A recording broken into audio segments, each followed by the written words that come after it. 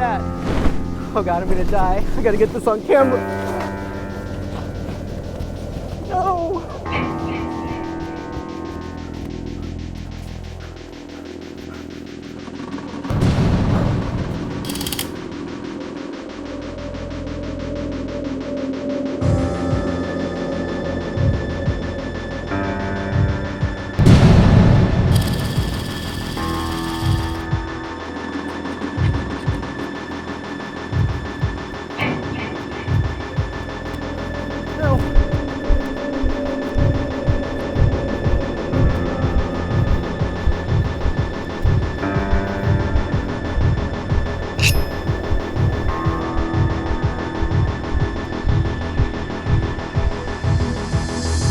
Hey everybody, welcome to the Marino Show. I'm your host, David Marino, and I'm welcoming back Keeshia Lacey, the host of the Random Horror Show.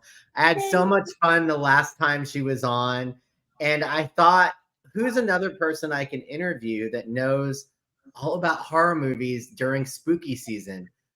Keeshia, that's you, because you're the queen of horror. I love your channel. Oh, thank you so much. I appreciate it. Don't make me cry, okay? Don't make me cry. I love it when we still stay in touch and everything. I love it. I love it. Well, I have to say, if people tune into your show, and I've seen your episodes, and what can they expect if they tune into the Random Horror Show with you?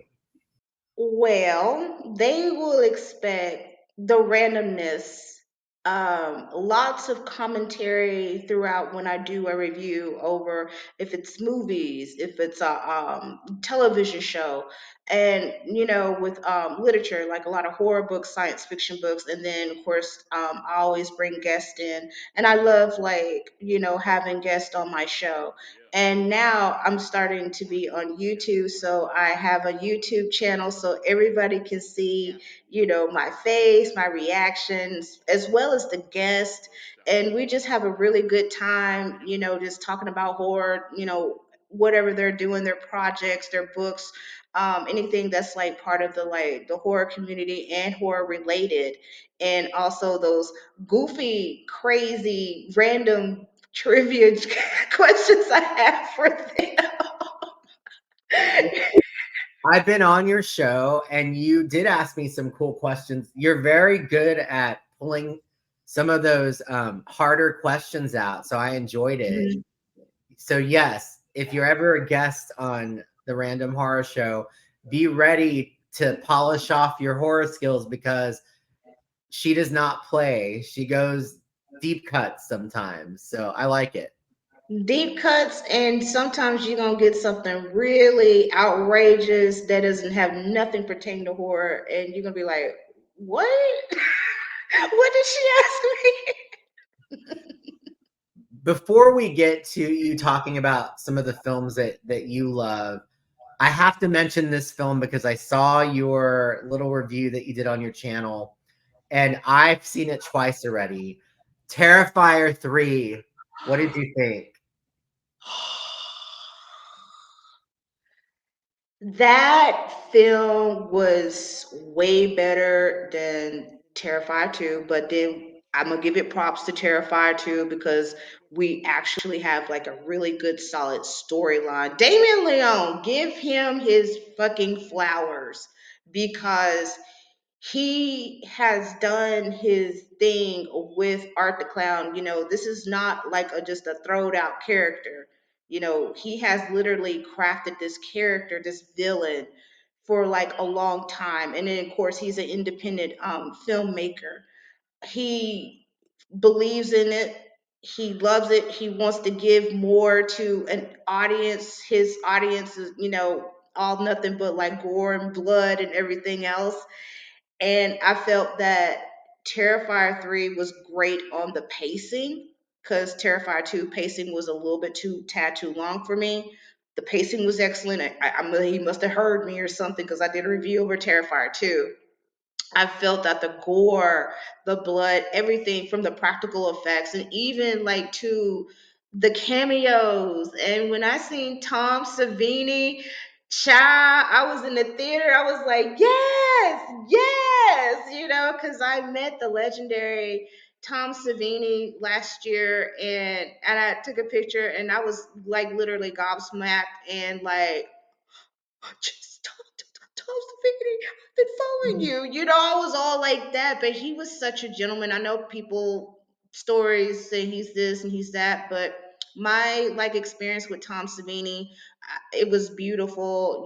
He's still adorable as ever, and he is a quite a legend, especially in the horror community and the acting community. But I love Terrifier. It took all my edges out and everything. Just made me, like lace fronts was like snatched, toupees, the struggling beards, they was just snatched off. That's how Terrifier was, and it made me laugh. Uh, Art the Clown, he is a real clown. It had been a long time since we had another Jason or Freddy or someone that we could look at and be like, wow, that's a true iconic, you Mm-hmm. know, character. And that's why I love it. And I agree with you. The same with part two. I liked it, but it was it was very long. This one, I felt like they had to do what they did with two to get to three. Right, right. And But three was so good. The gore, the shower scene. yo, that shower scene was nuts. It was like pieces. I was like, my daughter, Anna, that's from the 80s, like 80s slasher pieces. Like, And that was what I loved that he did in this one. You could see the nods to the different Mhm. horror films like Exactly. Texas Chainsaw Massacre when her head's on the floor near the chainsaw, that scene. The him in that chair was Black Christmas. Um, Yes. Yes. and then even with there's the Shining when he's looking through the door. Yes. So there are all these nods that he did to like the other, horror legends. And I appreciated that. That shows you that he's a true like horror fanatic. And Hmm. to give other people their flowers when it's his moment, I really appreciated that in part three. I thought that was really cool. I really appreciated that, and especially with Art with the Santa suit. That's nothing but um, dang Silent Silent Night. Night, Deadly Night. Yes, Silent Night. So I was apprehensive of Terrifier 3, but I said, you know what? Let me go give my boy a chance. And I don't like clowns. And Art grew on me, and I love Art. I really love Art. He is a mofo. I have to show you. So, because I love him so much, look at my. Oh, that is so awesome. Well, I can't show you mine, but I have a sticker of Art on my laptop. Oh, that's awesome. I was like, Art, I'm gonna look at you every day whenever I work. That's so fun. Well, we both clearly loved Terrifier 3, but let's talk about some great recommendations for people out there that they want to find some really good horror movies to watch, whether it's October or not, but this is the time of year. So, why don't we go through some of your like recommendations? Well, I'm gonna start off. We gotta go back. We gotta go way back to like the classics, like Nosferatu, Dracula, Frankenstein, Bride of Frankenstein. All of those really great classic Universal horror monster movies. But I feel this one right here, though there was been two remakes. One was Hollow Man by Kevin Bacon, and then of course the one with Elizabeth Moss and The Invisible Man is the 1933 OG, The Invisible Man, and I was impressed by this film. The actor who played him, I feel like Claude Gaines. I feel that because you had Bela Lugosi, Boris Karloff, all of them, Lon Chaney Jr. They pretty much was top, but nobody never talks about Claude. And Claude did phenomenal playing the scientist that discovers this potion that turns him invisible. And you talking about so much havoc. He had a big kill count. He literally had a huge kill count. And talking about the special effects, the practical effects of that movie, they still hold up. And when some people do horror movies, that was back in the 70s and 80s, you can still see it. It kind of looks a little hokey, a little silly or whatever. But they literally did a damn good job with the special effects, and that's from the 30s. And they didn't have CGI.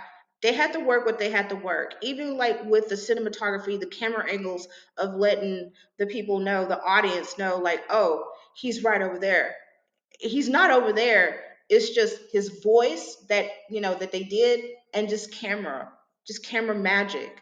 I feel this film deserves a lot of watch.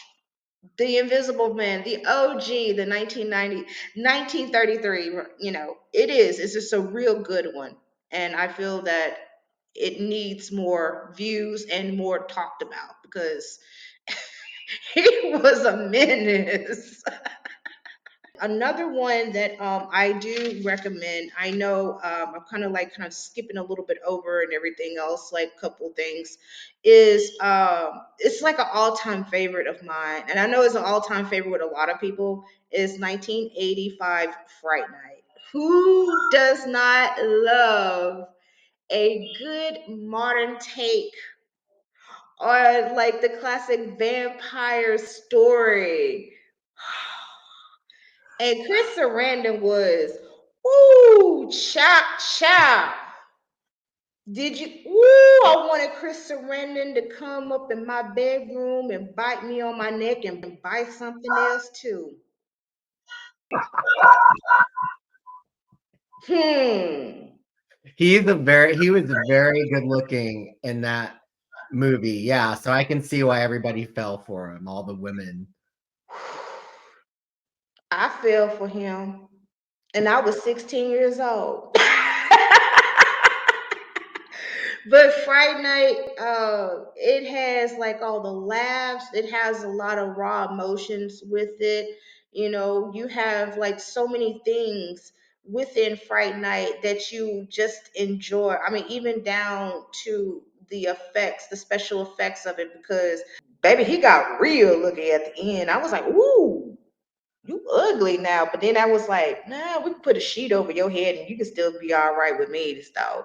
But the best scene is the dance scene, the nightclub scene. That scene was so sexually charged. The eroticism with it, the sensuality, taking the vampire's dance before she, gets seduced by his powers. And I was just like, I'm seduced by this. I don't watch that scene about like probably like over like close to like half a million times or something, no telling, just over and over. I never get tired of it. But that was actually one of my first movies that me and my daughter sat down and we did a deep dive into it. We really did, especially with the character Evil, Amy's character to like Charlie, and then this is like the whole 80s, the latchkey kid, the mom working overnight. Anybody can relate to that. I also loved that it was like sort of also a nod to like Roddy McDowall's character was a nod to those earlier Peter Cushing. horror movie. Yeah, horror Mhm. movie legends. Vincent Price. It was a Vincent Price. Yep. Vincent Price, Peter Cushing, all of those greats. Christopher Lee, that was that Dracula right there back in the 60s. I was like, okay. And of course, Roddy McDowall, he played Cornelius off of Planet of the Apes. That's how I got to know Roddy McDowall, is because of Planet of the Apes. I agree with you. That is I can hear myself echoing in your thing, but I'll just kind of that's like a classic. Fright Night Yes. is it's one of my favorites. I have the soundtrack on vinyl. I grew up watching that film like you. It's just one of those films that you have to see. And another one that I want to touch on and everything is 30 Days of Night, since we're on the little vampire kick. I feel this one is some people did not like it because they want their vampires to be pretty and sparkly. So we have like a contrast from pretty Jerry Dandridge from Fright Night to 30 Days of Night, where it has Jack Houston was just which is Angelica Houston's brother, that or I think it's John Houston, Jack Houston. It's one of the two. But these vampires are ugly. They nasty. They're vicious. And I like my vampires like that too. And I feel that it does not get enough credit or enough just credit period because of the way how this movie is. I mean, how do you feel you live in a town that's in Alaska and everything is dark for a whole month? And you have these vampires coming through to my, we want some snacks. These ain't no fruit snacks. These are people snacks.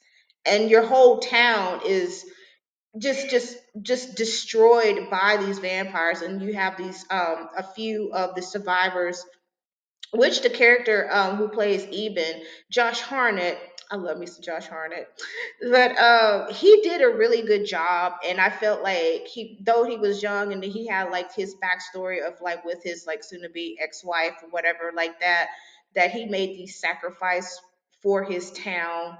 And I liked that he did that. He made that sacrifice. There was some really good cameo appearances by some people in there.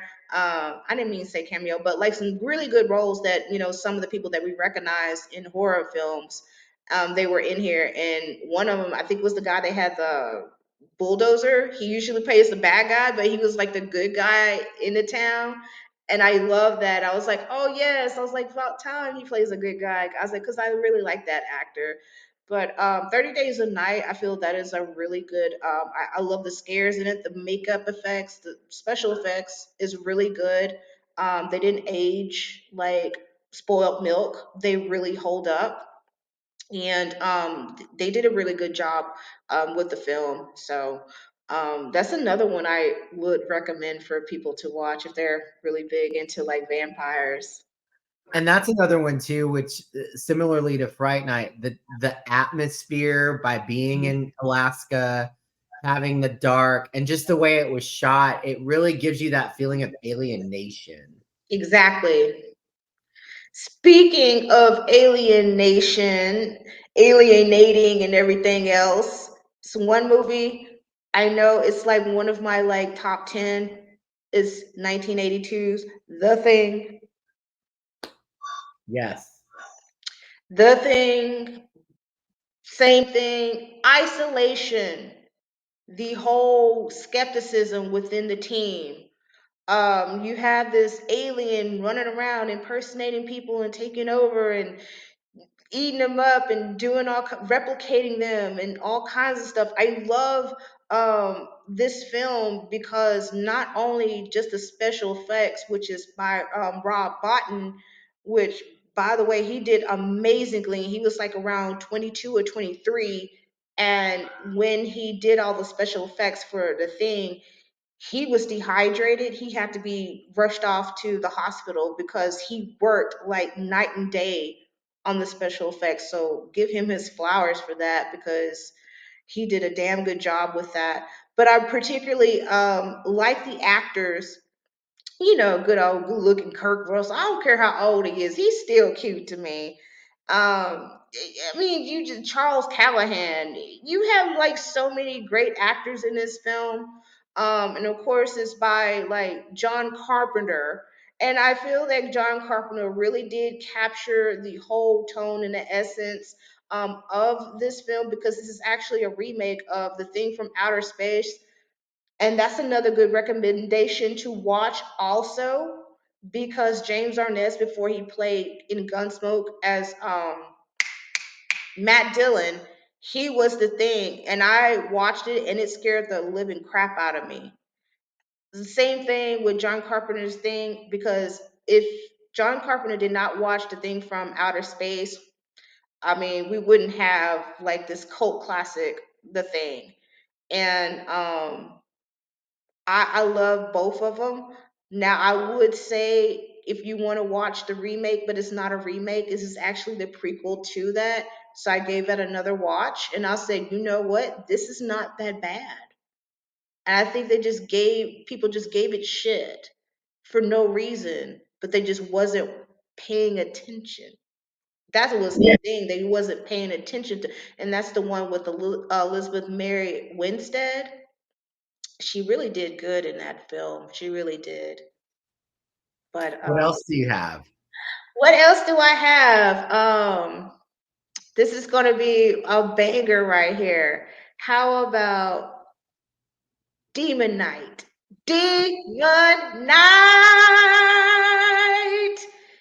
Child, what you talking about? That explosive. I love how Tales from the Crypt, because everybody had HBO, or you had to steal somebody cable, or you had the punk ass C-band satellite. If you lived out in the woods like I did, you watch, Tales from the Crypt. And when Tales from the Crypt came out with Demon Night, I feel that people just did not give it the credit that it gave. And it bombed at the box office. It's like, why? I watched it and I was like, no way. How can everybody trip on this movie? The beginning of it, you had the Crypt Keeper talking his mess. You know how Crypt Keeper is. He's just messy, just throwing shade. You had John Larroquette in there. I was like, look at this now. I had a crush on Billy Zane. Billy Zane is actually still fine as wine. And I seen him in Houston at the Houston Horror Film Festival. I was like, I'm like, this man is still pretty. He's gotten very dashing and debonair and distinguished. And he just was talking. I'm just like, I always liked him, and he was in that movie with. Remember, one of his first movies was with Nicole Kidman. yes, I remember that movie. And then he was the Phantom. Ooh, Lord, that's a really good movie. I feel that it's like got that action, because he was kind of like being like that it boy, when he did the Phantom, and that's like based on like pulp comics. And then, like, how Hollywood is. Yeah. But Demon Knight, I mean, from like that John Larroquette, all of that, and then you just explode with like Filter, the soundtrack, and then you have them racing, down on that long like New Mexico highway. It was like so explosive from like the beginning, the middle to the end. And Jada Pinkett Smith, before all of that mess, and her trying to revive her. I don't know what all that. I don't pay attention to that Hollywood crap. She was the final girl. And that was amazing right there, because we have not seen a black final girl, like a black, I'm black, y'all. Black final girl with blonde hair, short hair to be exact, and everything. Okay. And I Jada's always, like 5'1" and I'm 5 foot. So her hip right for the short girls. I always laugh because, like, the scary movies, the scary movies making fun of, they would Yeah. open Brenda because, we're black, we're all gonna die. Remember in part 2, like, but it's true. If you were black in a horror film, it's still a joke today. You're not gonna last very long. You ain't gonna last for like 5-10 minutes until the blackening proved them wrong. And that was a good movie. That's like a movie you actually talk to. You talk to it and yell and shout and stuff. It gave me like that vibe. And I was talking and just being crazy in the theater, just talking to the movie. But it was that type of movie like that. The Blackening was that type of movie. But Demon Knight is a real good one. Do go check it out, because I feel that it needs to like it just needs to still stay so relevant, and it's still relevant. But the demons were great. You had a really good cast in this film. CCH Powder, um, Dick. Oh gosh, he was the guy Willie. He like played Uncle Willie. I believe it's Dick. What's his name? Dick something. But he was in this movie called The Terror with Jack Nicholson, and it was a Roger Corman film back in the 60s. Dick Miller.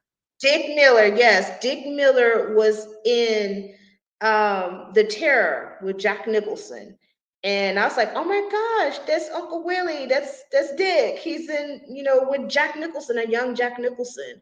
And, in this Roger Corman film. I love me some Roger Corman films. Is there one that you've mentioned, or is there one that you haven't that would be like your pinnacle, like your personal just favorite of all time? Oh gosh, this movie right here, and this is it's pretty current, and this one lives rent free in my head, and I want to go see it again. The Substance. I saw it. I was so damn near. I was no. I was like speechless, shockless, impressed, and everything else that you can think. Because I am not really too big on body horror, but I feel that the body horror was done amazingly. The blood, gore, the whole transformation of Demi Moore. Demi Moore did not even use a body double when she did her scenes. Like that's what like made me just like, oh my gosh, because I feel that the substance does have like a message with it of like accept who you are, and for Demi Moore to be that vulnerable with her character Elizabeth Sparkle, that like just seeing, like how Demi Moore's career is and how she did striptease and then she kind of faded off a little bit. Now she's like coming back and she still looks amazing for 61 with clothes and without clothes. And I'm 46 and I'm just like, shit, I look good too, baby. I've always looked good, and that like how people say like when women hit a wall at a certain age, and I'm just like, but we still keep going, we still keep shining, we still get better. But I love the body horror in it. I love the girl who plays Sue, Margaret Qualley, and she did an amazing job with her character.